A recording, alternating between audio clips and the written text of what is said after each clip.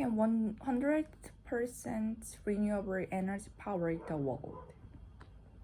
Every year, the world uses 33 billion barrels of oil. This massive scale of the fossil fuel dependence pollutes the earth, and it won't last forever. Scientists estimate we consume about 40% of the world oil. According to present estimate, at this rate, we'll run out of oil gas in 15 years or so, and about a century for coal. On the flip side, we have abundant sun, water, and wind. These are renewable energy sources, meaning that we won't use them up over time. What we could is change our fossil fuel dependence for an existence based solely on renewables. We have pondered the question for decades, and yet renewable energy still only provides about 13% of our needs. That's because reaching 100% requires renewable energy that is expensive and accessible. This represents a huge challenge, even if we ignore the politics involved and focus on the science and engineering. We can better understand the problem by understanding how we use energy.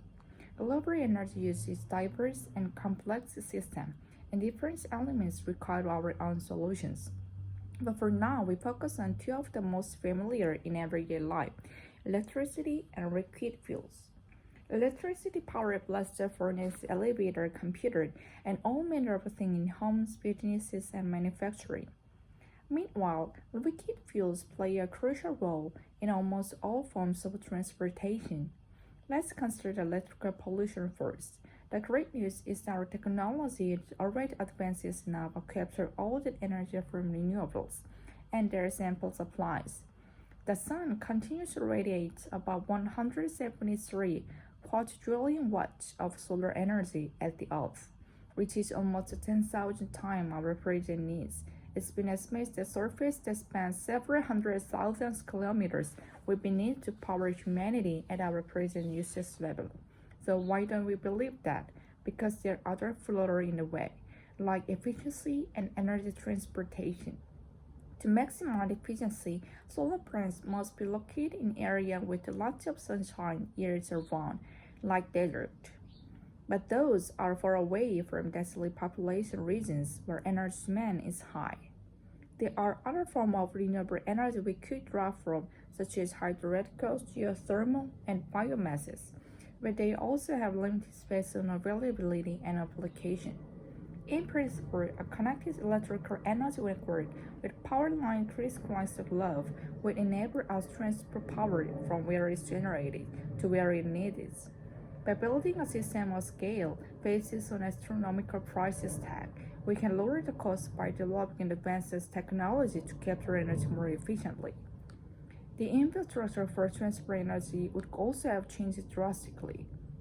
For instance, a power line lose about 68% of the energy they carry because wider material dissipates energy through resistance. Longer power line would mean more energy loss. Superconductor could be one solution. Such material can transport electricity without dissipation. Unfortunately, they only work if cooled to low temperatures, which require energy and defeats the purpose. To benefit from technology, we need to discover new superconducting materials that operate at room temperature. And what about the all-important oil-derived liquid fuels? The scientific challenge there is to store renewable energy in an easily transportable form. Recently, we've got better produced lithium-ion batteries, which are lightweight and have high energy density. But even the best of these store about 2.5 megajoules per kilogram. That's about 20 times less than the energy in 1 kilogram of gasoline. To be truly competitive, car batteries would have to store much more energy without adding cost. The challenge is on increase the biggest vessel like ships and planes. To power across Atlantic flight for a jet, we need a battery weight about 1,000 tons. These two demands a technological leap toward the new methodology, higher energy density, and a better storage. One promising solution would be to find an efficient way to convert solar into the chemical energy. This is already happening in the labs, but the efficiency is still too low to allow it to reach the market. To find novel solutions, we need lots of creativity, innovation, and powerful incentive. The transition towards all renewable energy is a complex problem involving technology, economics, and politics. Priority how to tackle this challenge depends on the specific assumption we have to make when trying to solve such a multifaceted problems. But there is ample reason to optimize that we'll get there. Top scientists minds around the world are working on these problems and make a breakthrough all the time. And many governments and businesses are investing in technologies that harness the energy all around us.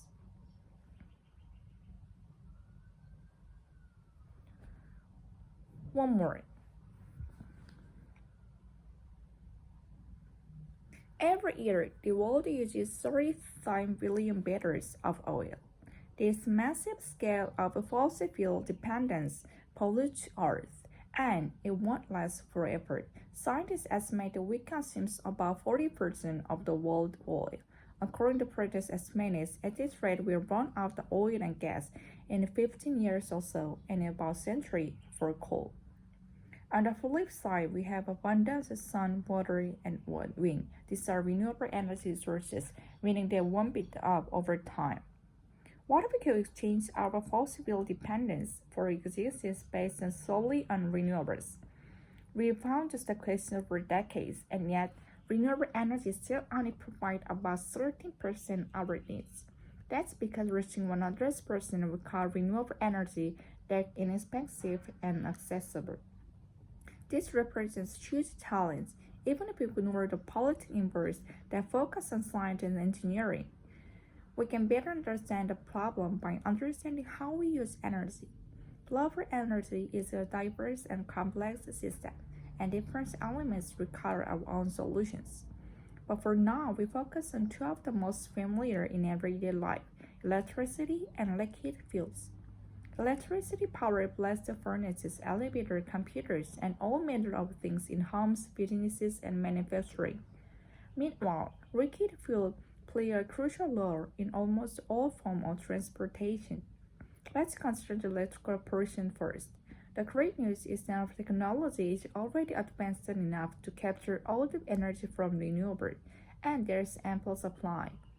The sun continues to radiate about 173 quadrillion watts of solar energy at the Earth, which is almost 10,000 times our present needs. It's been estimated of a surface that spans several hundred thousand kilometers will be needed to power humanity at our present usage level. So why don't we believe that? Because there are other hurdles in the way, like efficiency and energy transportation. To maximize efficiency, solar plants must be located in the area with lots of sunshine years around, like desert. But those are far away from densely populated regions where energy demand is high. There are other forms of renewable energy we could draw from, such as hydroelectric, geothermal, and biomass, but they also have limits based on availability and location. In principle, a connected electrical energy network with power line crystal connected love would enable us to transfer power from where it's generated to where we need it. By building a system of scale based on astronomical price tag, we can lower the cost by developing advanced technologies to capture energy more efficiently. The infrastructure for transfer energy will also have to change drastically. Present-day power lines lose about 68% of the energy they carry because wider material dissipates energy through resistance. Longer power lines will mean more energy loss. Superconductor could be one solution. Such material can transfer electricity without dissipation. Unfortunately, they only work if cooled to low temperatures, which require energy and defense purpose. To benefit from technology, we need to discover new superconducting materials that operate at room temperature. And what about the all-important all-reliable liquid fuels? The scientific challenge there is to store renewable energy in the easily transportable form. Recently, we've got better at producing lithium-ion batteries, which are lightweight and have high energy density. But even the best of these store about 2.5 megajoule per kilogram. That's about 20 times less than energy in the 1 kilogram of gasoline. To be truly competitive, car batteries would have to store much more energy without adding cost. The challenge only increased for bigger vessels like ships and planes. To power across Atlantic flight for a jet, we need a battery weight about 1,000 tons.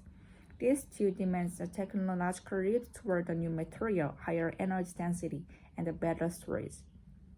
One promising solution would be to find efficient ways to convert solar into the chemical energy.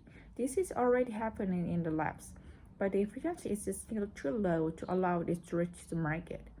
To find novel solutions, we need much of creativity, innovation, and powerful incentives.